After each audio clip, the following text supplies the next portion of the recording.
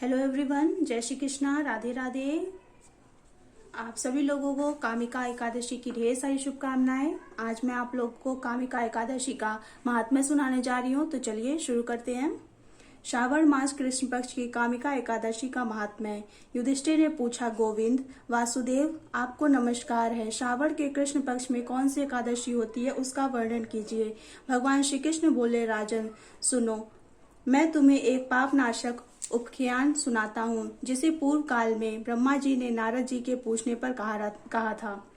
नारद जी ने प्रश्न किया, भगवान कमलासन, मैं आपसे यह सुनना चाहता हूँ कि श्रावण के कृष्ण पक्ष में जो एकादशी होती है उसका क्या नाम है, उसके कौन से देवता हैं तथा उससे कौन सा पुण्य होता है। प्रभु ये सब बताइए। ब्रह्मा जी ने कहा, नारद सुनो, मैं संपूर्ण लोगों के हित की इच्छा से तुम्हारे प्रश्न का उत्तर दे रहा हूँ। श्रावण मास में जो कृष्ण पक्ष की एकादशी होती है उसका नाम कामिका है। उसके स्मरण मास से वाजपेय यज्ञ का फल मिलता है। उस दिन श्रीधर, हरि, विष्णु, माधव और मधुसूदन आदि नामों से भगवान का पूजन करना चाहिए।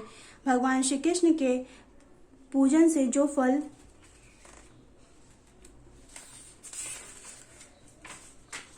मिलता है वह गंगा, काशी, नैमिषारण्य तथा पुष्कर क्षेत्र में भी सुलभ नहीं है। सिंह राशि के बृहस्पति होने पर तथा व्यतिपात और दंड योग में गोदावरी स्नान से जिस फल की प्राप्ति होती है वही फल भगवान श्री कृष्ण के पूजन से भी मिलता है। जो समुद्र और वन सहित समूची पृथ्वी का दान करता है तथा जो कामिका एकादशी व्रत करता है, वे दोनों समान फल के भागी माने गए हैं। जो ब्याई हुई गाय को अन्यान सामग्रियों सहित दान करता है, उस मनुष्य को जिस फल की प्राप्ति होती है वही कामिका का व्रत करने वालों को मिलता है।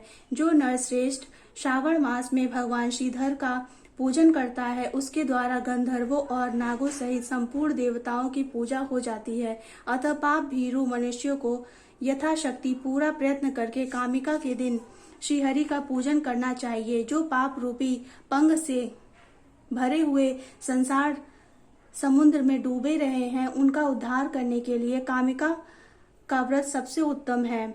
अध्यात्म विद्या परायण पुरुषों को जिस फल की प्राप्ति होती है उससे बहुत अधिक फल कामिका व्रत का सेवन करने वालों को मिलता है। कामिका का व्रत करने वाला मनुष्य रात्रि में जागरण करके ना तो कभी भयंकर यमराज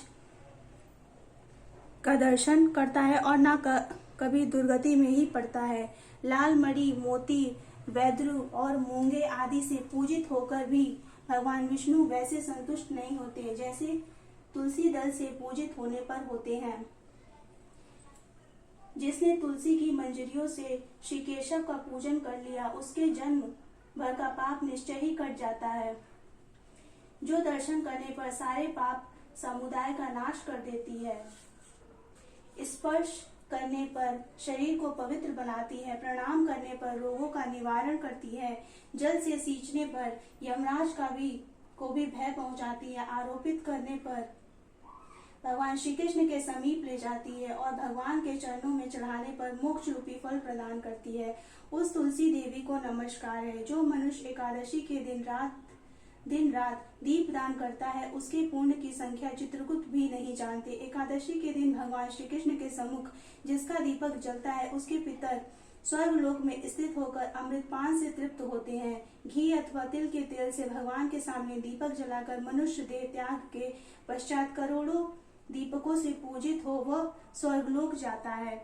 भगवान श्री कृष्ण कहते हैं, युधिष्ठिर, यह तुम्हारे सामने मैंने कामिका एकादशी की महिमा का वर्णन किया है।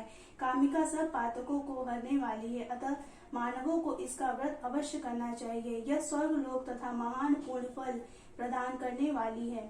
जो मनुष्य श्रद्धा के साथ इसका महात्म्य श्रवण करता है, वह सब पापों से मुक्त हो श्री विष्णु लोक में जाता है। तो यह कामिका एकादशी की व्रत कथा हमारी समाप्त होती है।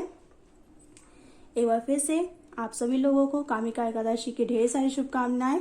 अगर अभी तक आपने मेरे चैनल को सब्सक्राइब नहीं किया है तो प्लीज मेरे चैनल को सब्सक्राइब करें, लाइक करें, शेयर करें और कमेंट करके मुझे जरूर बताया करें आप लोगों को मेरी वीडियोस कैसी लगती हैं। Thank you for watching. Radhe Radhe.